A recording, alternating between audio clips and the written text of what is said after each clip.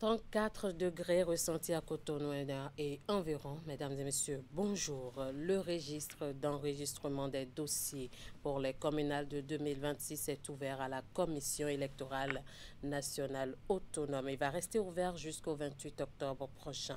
L'annonce a été faite en conférence de presse ce jeudi par le président de la commission. Les détails à suivre.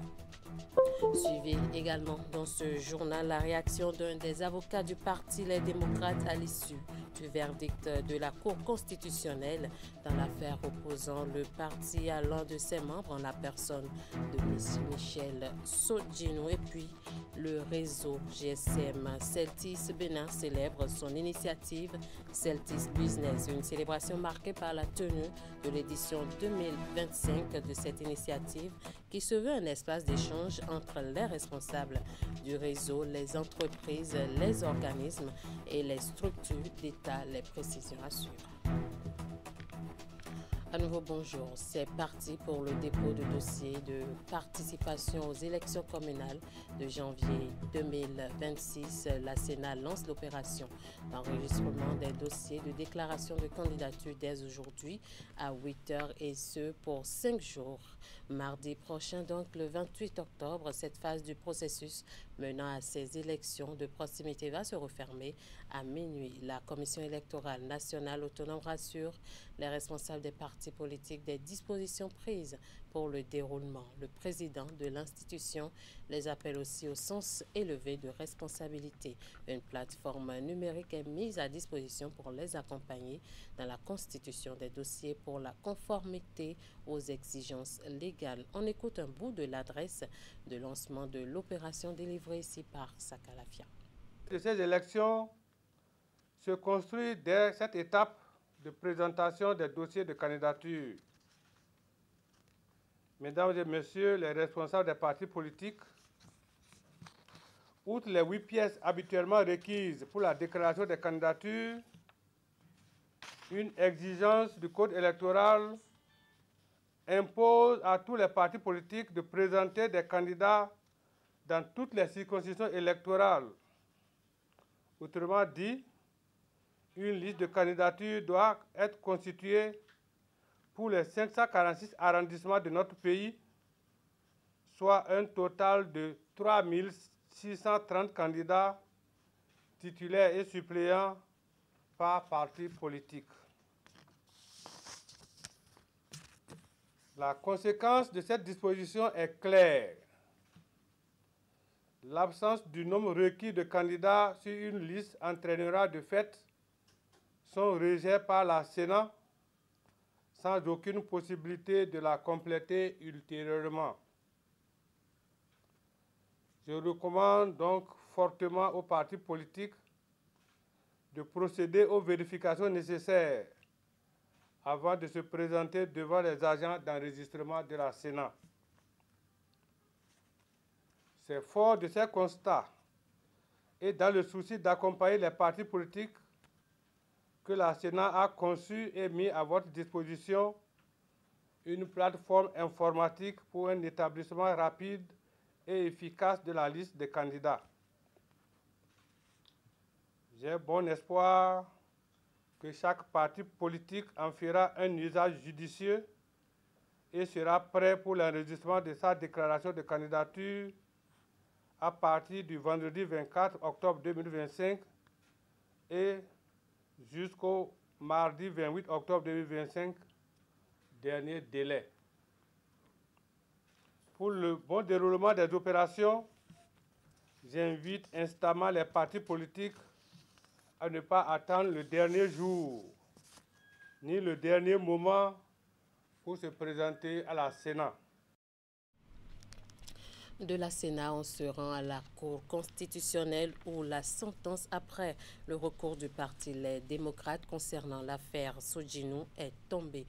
La Cour constitutionnelle se déclare incompétente à la suite du verdict très attendu. J'y arrive. L'un des avocats des plaignants s'est prononcé suivant Maître Augustin Gaston Abalo, assistant des requérants. Nous venons de finir à la Cour constitutionnelle qui a connu ce jour des différents recours élevés contre le l'ordonnance de référé rendue par le président du tribunal de première instance de première classe de Cotonou.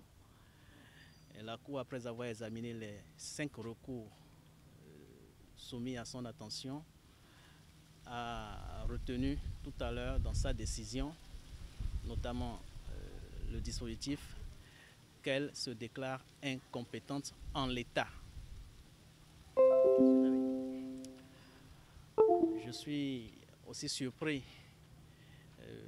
comme vous, parce que de toutes les décisions que j'ai eues à voir, à entendre, à lire, la Cour s'est souvent déclarée incompétente, mais je n'ai pas souvent relevé ce groupe de mots en l'état. Je ne sais pas si c'est les conditions exceptionnelles dans lesquelles nous sommes, s'agissant du contentieux électoral ou bien de la matière électorale, qui font que la Cour a choisi d'ajouter ce groupe de mots. Toute chose que nous savons est que ça inquiète, ça interpelle beaucoup de personnes qui se demandent qu'est-ce que la Cour voudrait dire en se déclarant incompétente en l'état.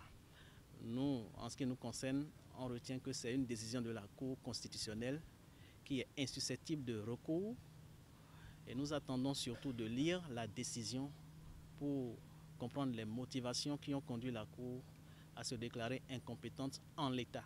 C'est forcément une surprise pour les requérants d'abord et leur parti politique. Moi, je ne suis pas de ce parti politique, je ne suis qu'avocat dans la cause. Et c'est peut-être une surprise pour beaucoup d'autres personnes. Et je suggère que nous attendions carrément de recevoir l'intégralité de la décision de la Cour, de lire les motivations sur la base desquelles elle a débouché sur ce dispositif. Les possibilités qui s'offrent aux requérants, a priori, il nous est enseigné que les décisions rendues par la Cour constitutionnelle sont insusceptibles de recours. Donc en droit, ils n'ont pas de recours à relever contre cette décision-là. Mais il leur est permis de revenir saisir la Cour.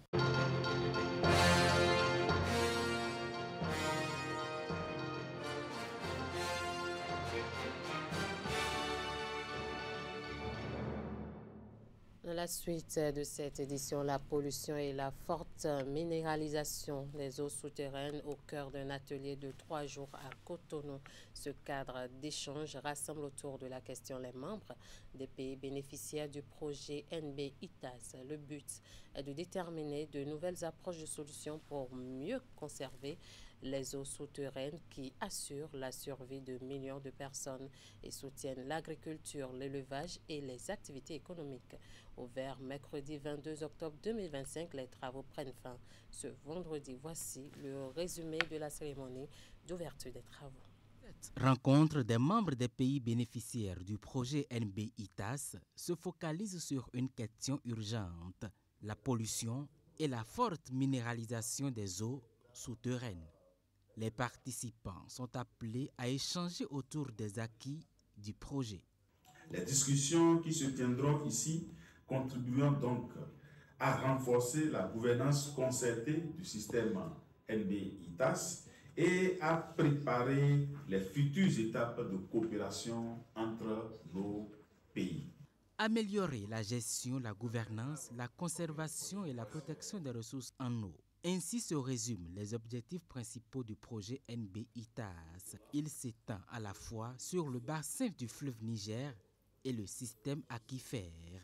Près de 50% de la population mondiale s'approvisionne en eau à travers donc ces ressources en eau souterraines, et 43% de ces ressources en eau souterraines sont également utilisées spécifiquement pour l'irrigation agricole. Dans notre pays, au Bénin plus particulièrement, 90% des ressources en eau souterraines sont utilisées pour l'approvisionnement en eau potable.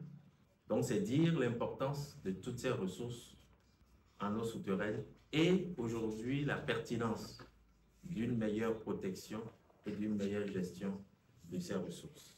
Depuis le lancement du projet ITAS en 2019, d'importantes avancées ont été réalisées pour améliorer la connaissance de nos aquifères transfrontaliers et pour promouvoir une gestion concertée. Aujourd'hui, l'enjeu est d'aller plus loin, assurer la protection durable de ces ressources pour qu'elles continuent de jouer leur rôle vital au service de la résilience des écosystèmes et du bien-être de nos populations. Les défis sont nombreux, mais ils représentent aussi une opportunité d'action collective. Exécuté par l'Observatoire du Sahara et du Sahel, le projet est financé par le Fonds pour l'environnement mondial à travers les programmes des Nations Unies pour le développement et l'environnement. Près d'une centaine, ils sont envoyés sur le marché de l'emploi après avoir réussi avec succès les évaluations de fin de formation. Les diplômes délivrés par l'Institut polytechnique de formation Valeurs universelles viennent couronner les mois d'apprentissage dans divers corps de métier. Les lauréats peuvent dorénavant exercer leur métier et se construire dans l'environnement professionnel du pays. La remise des parchemins s'est déroulée devant un parterre d'invités, de parents et autres personnalités. Elle a été couplée avec la remise de kits aux récipiendaires. Imet Hélène Moussou cherche nos noms. De cours théoriques rythmés par des phases pratiques et les voilà aptes à faire valoir leurs connaissances, de même que leur savoir-faire sur le marché de l'emploi. Près d'une centaine, ces jeunes hommes et femmes ont été reconnus comme les meilleurs de leur promotion et tous reçoivent ici maintenant leurs différents parchemins de fin de formation des mains des responsables de l'Institut de formation polytechnique Valeurs universelles. Chers récipiendaires, cette cérémonie de remise de parchemin n'est pas seulement l'aboutissement d'un parcours. Elle est le symbole du courage, de la persévérance et du mérite. Souvenez-vous de ces trois principes fondamentaux pour bâtir votre avenir. Cherchez chaque jour à vous améliorer, ne serait qu'un peu. Devant chaque difficulté, voyez une opportunité de rebondir. Ne cédez jamais, sauf pour des raisons d'honneur ou de bon sens. Les désormais diplômés sont qualifiés dans divers domaines. Ils sont préparés à affronter les défis auxquels ils seront confrontés tout au long de leur vie professionnelle. Reconnaissant envers les formateurs, les membres de l'administration de l'Institut, parents et autres, ces récipiendaires disent être prêts à contribuer chacun à sa façon au développement du pays. Nous partons aujourd'hui fiers de ce que nous avons appris, confiants de ce que nous sommes devenus et déterminés à contribuer chacun à sa manière au développement de notre pays, le Bénin. La cérémonie de remise de parchemin aux étudiants de la promotion 2025 de l'Institut Valeurs universelles est couplée avec celle de don de kits aux récipiendaires. Ce que l'ONG Valeurs universelles fait, c'est une action qui participe sérieusement au développement du pays. Et nous voulons que ça continue. Et pour que ça continue, il faut que ceux-là qui sont les récipiendaires aujourd'hui servent d'exemple demain. Donc, le plus grand reste à venir. Le plus dur reste à venir pour vous. On ne finit pas d'apprendre. Après leur formation à valeur universelle, ils doivent continuer à apprendre, à se professionnaliser. Donc, je les invite à continuer à travailler, à continuer à apprendre et l'avenir sera meilleur. Cadre d'intégration professionnelle et incubateur d'emploi, l'Institut Valeurs universelles œuvre de par ses actions pour le développement et le social. La structure a fait dès ses débuts l'option des formations alternatives, techniques, parascolaires et post-universitaires dans les métiers porteurs d'avenir. Je l'annonçais en début d'édition, le réseau de téléphonie mobile Celtis Bénin célèbre le premier anniversaire de son initiative dénommée Celtis Business, une célébration marquée par la tenue de l'édition 2025 de Celtis Business Day. C'est un espace d'échange entre les responsables du réseau, les entreprises, les organismes et les structures d'État. À l'occasion, toute une gamme de solutions innovantes visant à accroître la performance des entreprises partenaires ont été présentées au public. Occasion donnée aux représentants des entreprises de poser leurs préoccupations et attentes. Reportage. C'est un rendez-vous pour davantage s'ouvrir à ses partenaires. Vraiment, tous vos besoins, mais tous les services à des tarifs imbattables. Le réseau de téléphonie mobile Celtis Bénin a convié ici les entreprises opérant au Bénin comme dans la sous-région, les organismes et les structures d'État à cette première édition de Celtis Business Day. Moment d'échange, de partage et de découverte pour mieux profiter des offres exceptionnelles qu'offre l'entreprise de GSM à ses clients. Le Celtis Business Day est une opportunité unique pour nous, pour nos partenaires et surtout pour nos clients pour échanger sur les panoplies de solutions que Celtis met à leur disposition pour les accompagner pour l'amélioration, la digitalisation et surtout l'optimisation et la création de valeur pour leurs entreprises et leurs institutions. Celtis Business est une entité créée en juillet 2024 avec pour ambition d'accompagner l'État, les institutions et les entreprises dans la transformation digitale de leurs entreprises.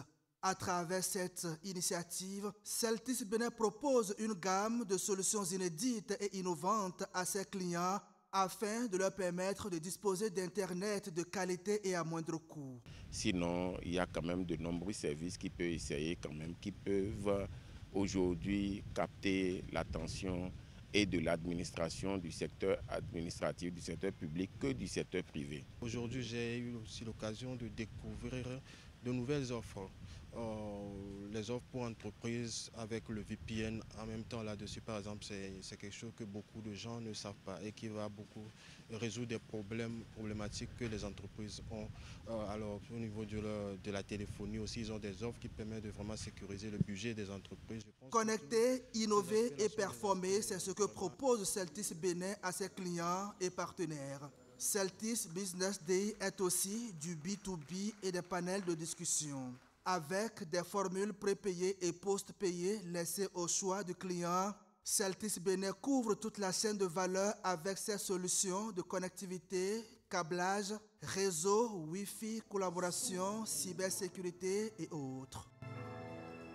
On parle sport à présent. Dans quelques heures, les Amazones du Bénin seront face aux Super Falcons du Nigeria. Ceci pour la manche allée de la double confrontation comptant pour le second tour des éliminatoires de la Coupe d'Afrique des Nations féminines Maroc 2026. Elle va se dérouler à partir de 15h GMT au stade de Kégué à Lomé cet après-midi. En prélude à cette explication vue entre les Béninoises et les championnes d'Afrique en titre, le sélectionneur des Amazones du Bénin est apparu tout serein en conférence de presse d'avant le match ce jeudi après-midi. Le technicien béninois a évoqué le bilan et la manière de préparation de son équipe, mais aussi l'identité de jeu que la sélection dames du Bénin aura à afficher face aux Super Falcons du Nigeria.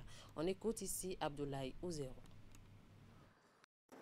Il y a eu les joueuses qui évoluent à l'extérieur qui nous ont rejoints, comme d'habitude, même si c'est vrai qu'on les a eus, que ce soit Lucie ou les autres, seulement que lundi. Mais je pense qu'avec leur expérience, elles comprennent rapidement l'idée qu'on a envie de mettre en place pour demain.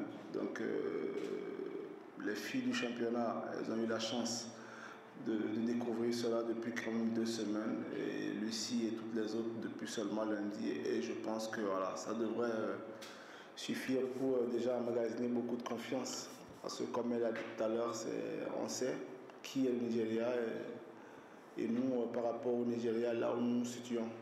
À partir de ce moment-là, comme j'ai dit, l'idée première c'était de ne pas se mettre la pression inutilement et de travailler comme d'habitude. Et puis voilà, si les gens ne nous attendent pas, c'est normal. Le Nigeria, c'est une autre dimension. Là, c'est à nous de faire en sorte que les gens comprennent qu'on est là avec beaucoup d'ambition. On respecte effectivement l'adversaire, mais bon, on ne vient pas en victime expiatoire. Hein. On vient aussi parce qu'on a envie de rentrer dans l'histoire. Ce genre de match qu'il faut, pour moi, je cesse de le dire, hein, il n'y a aucune pression. Soyons exigeants envers nous-mêmes, et je suis persuadé que nous ferons ce que nous avons l'habitude de faire très souvent, c'est-à-dire se donner du plaisir à soi-même et aussi essayer quand même de remporter ce match. J'aime presser haut, j'aime avoir le ballon, j'aime dominer, j'aime m'installer dans la moitié adverse, mais je ne suis pas fou, je sais que demain ça ne va pas être le cas. Je ne suis pas fou, donc ça va être un autre match. Il faut s'adapter. Voilà, c'est selon l'adversaire en fait. Je pense que l'entraîneur ne s'impose pas ou n'impose pas à ses joueuses un système. Je considère que c'est les profils des joueuses, nos joueuses, et aussi le profil de l'adversaire. C'est par rapport à ça qu'on peut s'imposer certaines choses. Donc forcément, demain, le foot que nous jouerons est différent de celui que j'aime. Pour faire face aux reines d'Afrique, cet après-midi, les Amazones du Bénin seront sans l'une de leurs pièces maîtresses. Aude Bédissi, une jeune joueuse et seule joueuse béninoise évoluant en première division féminine française. On retrouve Abdoulaye Ouzéro à ce propos. On a dû réajuster quand même. Et Lucie l'a dit, c'est vrai, c'est une joueuse comme toutes les autres, mais dans notre milieu, quand on n'a pas 1000 joueuses au haut niveau, forcément, son absence nous crée un petit trou, c'est clair. Donc on essaie de se réadapter et je pense que les filles l'ont bien pris parce qu'elles ont envie de rester dans la compétition pour qu'elles puissent venir finir le travail qu'elles ont commencé ensemble, à savoir la qualification Coupe d'Afrique des Nations. Donc pour moi, c'est difficile, mais voilà, on va s'adapter. Et je pense que celles qui sont là aussi vont prouver qu'elles méritent d'être là. C'est surtout ça, parce qu'on a des jeunes joueuses quand même, surtout devant. Et toutes celles-là auront la chance de prouver qu'elles peuvent remplacer valablement Aude quand elle ne sera pas là. Et même les autres filles qui, à l'avenir, qui sont des cadres, mais qui ne pourront pas être là. Je pense qu'avec les jeunes filles que nous avons à Cotonou, ça a tellement évolué, techniquement surtout, qu'on part avec beaucoup plus de certitude qu'auparavant, où on avait tout le temps peur avant un match. Aujourd'hui, personnellement, je suis beaucoup plus tranquille. Voilà, et puis, comme j'ai dit, nous, on n'a pas la pression. C'est le Nigeria qui a la pression. Bonne chance donc à nos Amazones. Merci de nous avoir suivis. Merci à toute l'équipe de rédaction, de réalisation et de diffusion. Passez un très bon moment en compagnie des programmes de Canal 3 Bénin.